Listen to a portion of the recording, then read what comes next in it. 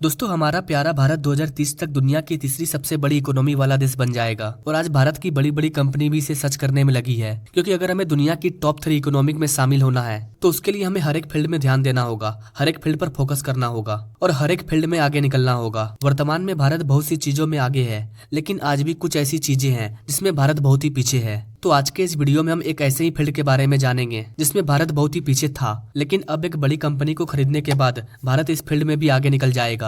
नमस्कार दोस्तों, मैं हूं विकास और आप देख रहे हैं ऑल इंडिया अफेयर्स। दरअसल भारतीय कंपनियां लगातार विदेशों की कंपनियों का अधिग्रहण कर रही है। सिर्फ एक साल के भीतर भारत ने लगभग 30 कंपनियों को खरीदा है, जिसमें से कुछ कंपनियां पूरी तरह से भारत की हो गई है तो कुछ में भारत को 40 से 50% की हिस्सेदारी मिली है। वर्तमान में भारतीय कंपनी उन्हीं कंपनियों के साथ डील करती है जिनके पास लेटेस्ट टेक्नोलॉजी या फिर एडवांस मशीन मौजूद है। दरअसल गाइस, हम जिस फील्ड की बात कर रहे हैं वो है इंसुलेटेड वायर और केबल्स को एक्सपोर्ट करने का बिजनेस। भारत इस लिस्ट में टॉप 5 में भी नहीं है। इस लिस्ट में टॉप 5 कंट्रीज हैं चीन, मैक्सिको, यूएसए, जर्मनी और वियतनाम, और इसलिए भारत भी अब इस इंडस्ट्री में आगे आना चाहता है। आपको बता दें गाइस कि जर्मनी की जो Leone cable solution limited company है, जो कि एक फेमस कंपनी है, इसका एक यूनिट भारत में भी मौजूद है जिसे भारत की कंपनी रवि केबल्स ने खरीद लिया है। रवि केबल्स ने इस यूनिट को पूरी तरह से खरीद लिया है। लियोनी केबल कंपनी पिछले 100 सालों से केबल्स का निर्माण कर रही है। वही भारत में भी इस कंपनी का काम अच्छा चल रहा था, लेकिन पिछले कुछ सालों में कंपनी में कुछ प्रॉब्लम आ रही थी, जिसके बाद बातचीत करके भारत की कंपनी रवि केबल्स ने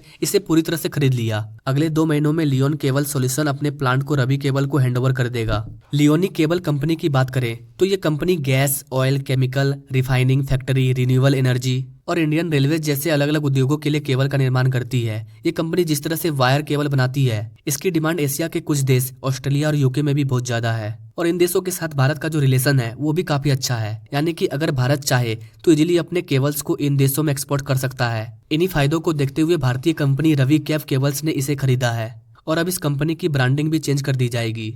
अभी की लेटेस्ट अपडेट की बात करें तो भारत में वायर्स एंड केबल्स चीन से मंगाया जाता है। इसी के साथ भारत में बने कुछ केबल्स को अमेरिका जैसे देशों में भी एक्सपोर्ट किया जाता है।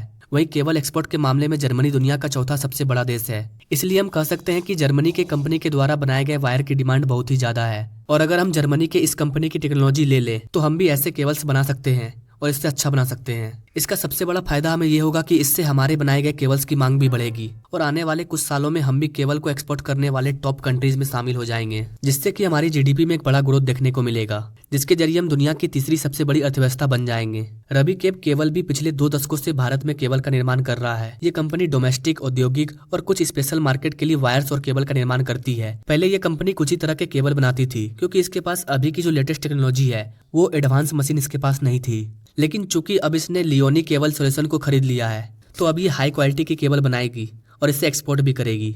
तो दोस्तों, ये थी इंडिया में वायर एंड केबल इंडस्ट्री की लेटेस्ट अपडेट। आपको क्या लगता है गाइस, रवि केबल्स के वायर को दुनिया की अलग अलग कंपनियां पसंद करेगी? अपने राय कमेंट बॉक्स में जरूर दीजिए और भारत के ऐसे ही लेटेस्ट अपडेट के बारे में जानने के लिए हमारे चैनल से जरूर जुड़िए। मिलते हैं नेक्स्ट वीडियो में एक नई जानकारी के साथ, तब तक के लिए जय हिंद।